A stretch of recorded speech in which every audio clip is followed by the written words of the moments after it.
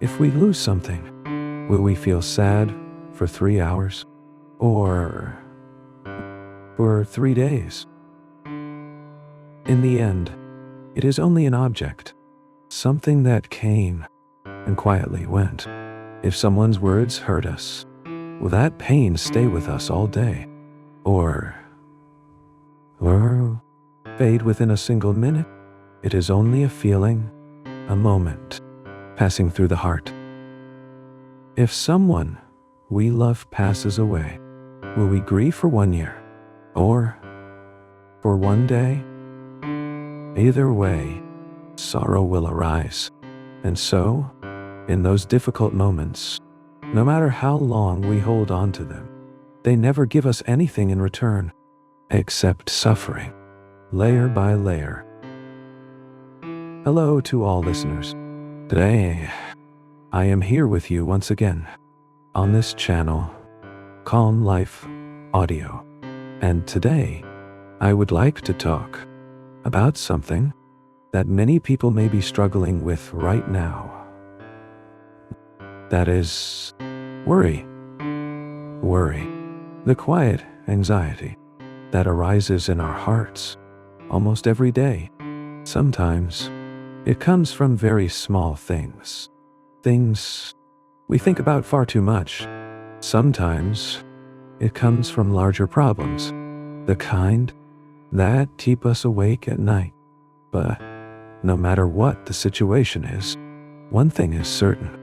These worries often exhaust us far more than the problems themselves. When we pause and observe carefully, we begin to see something. Most of our worries come from expectations. We expect life to unfold in a certain way. We imagine how things should be, and when reality does not match those expectations, we begin to worry. We begin to feel afraid. We begin to feel that our lives are no longer safe. But the truth that the Buddha taught points us in a very different direction. Life rises and falls by its very nature. This is not simply a comforting phrase. It is not a teaching meant to make us give up or surrender to fate. It is the deepest truth about life itself. When we truly understand this and fully accept this natural principle, the worries that dominate our hearts begin to soften and fade, and true peace slowly takes their place. Understanding that life has ups and downs is not easy, because deep inside, every one of us wants life to be a straight line. We want it smooth, safe, and predictable. But the truth is, life has never really been that way. Life is more like waves in the ocean. There are rises and falls, highs and lows. The Buddha explained this very clearly through a teaching known as the 8 worldly conditions.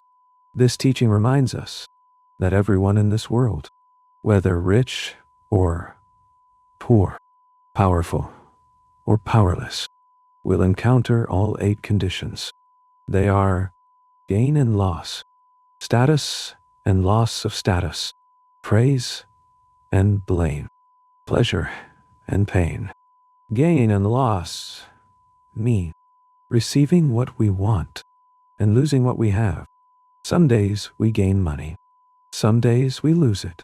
There are times when our business flourishes, and other times when we face loss. This is simply part of life.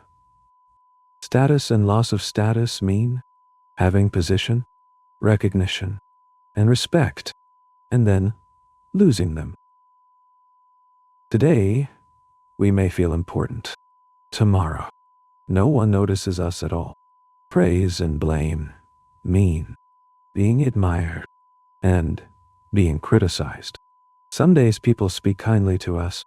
Other days, Their words cut deeply. And finally, pleasure and pain.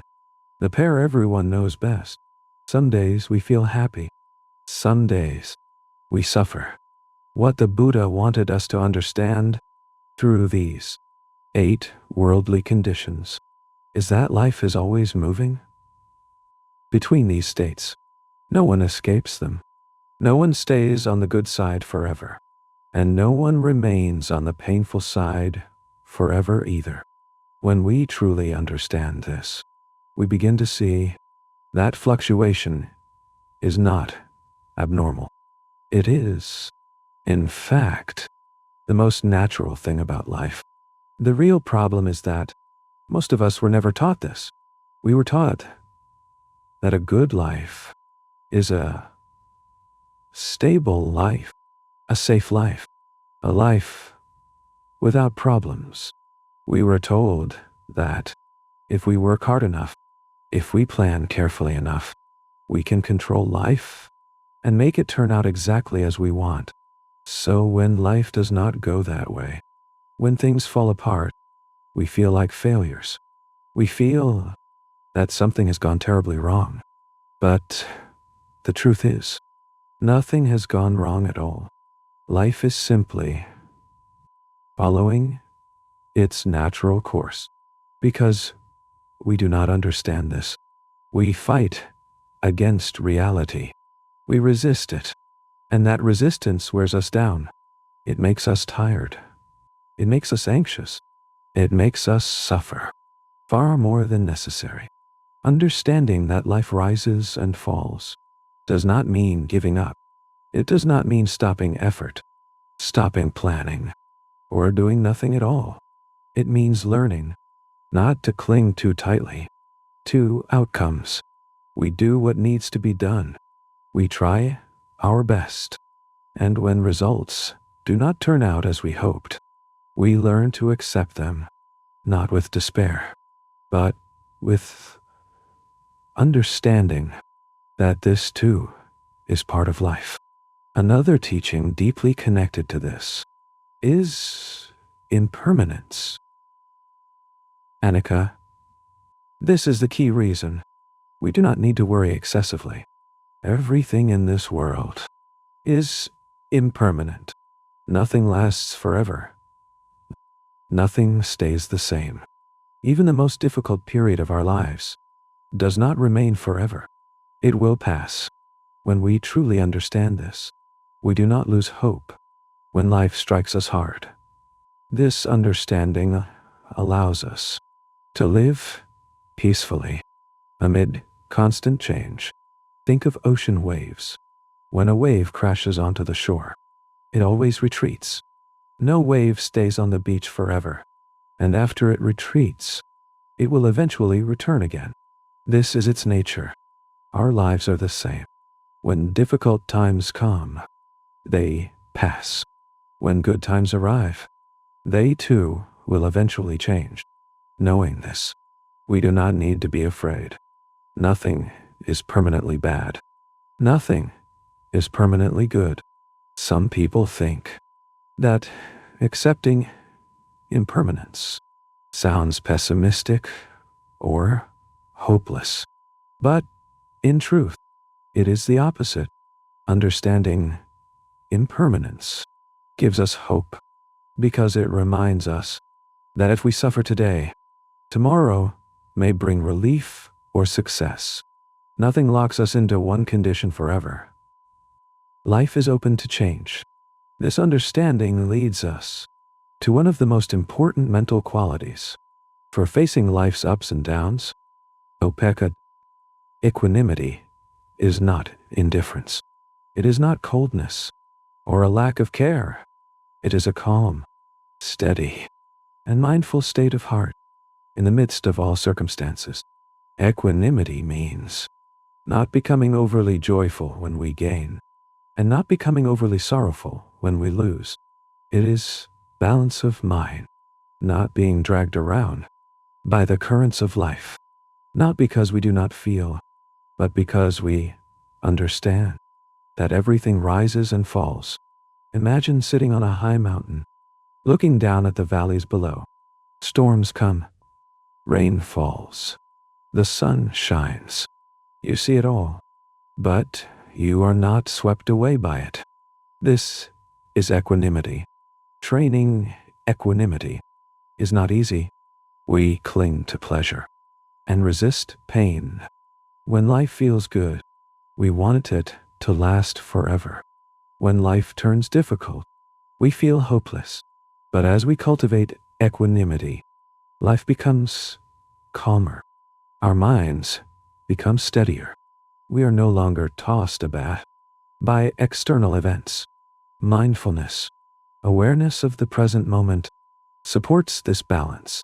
When we are truly present, we can see that right now, things are not as terrible as we imagine. Most worries live in the past or the future. We regret what has already passed. We fear what has not yet arrived. But when we return to the present moment, we realize, right now, we are breathing. Right now, life is continuing. All of the Buddha's teachings, the 8 worldly conditions, impermanence, and equanimity point to the same truth. Life naturally rises and falls, and we do not need to suffer excessively because of it.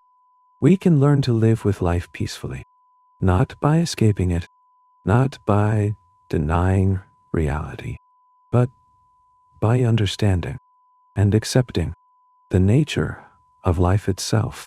In daily life, we often worry about things that have not yet happened. Some people cannot sleep thinking about tomorrow's work. Some worry about money. Some fear being abandoned. Some fear declining health. These worries appear in our minds hundreds of times each day, and each time they arise, they drain our energy. When we examine them closely, we begin to see that most of what we worry about never actually happens. We imagine the worst-case scenario and begin to believe it until it feels real in our minds. Even though reality outside is very different, we suffer in imagination long before anything truly happens. And when we finally see the outcome, we often realize how much time and energy we wasted worrying. Worry has never solved a problem. It only exhausts us. What truly helps is learning from what happens, both the good and the bad. When life goes well, notice what worked and remember it. When life becomes difficult, ask what it is trying to teach you. Everything becomes a teacher.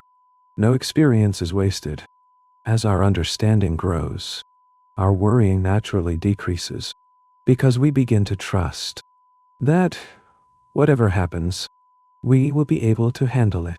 To conclude, life is not a straight line. It's a wave. It rises.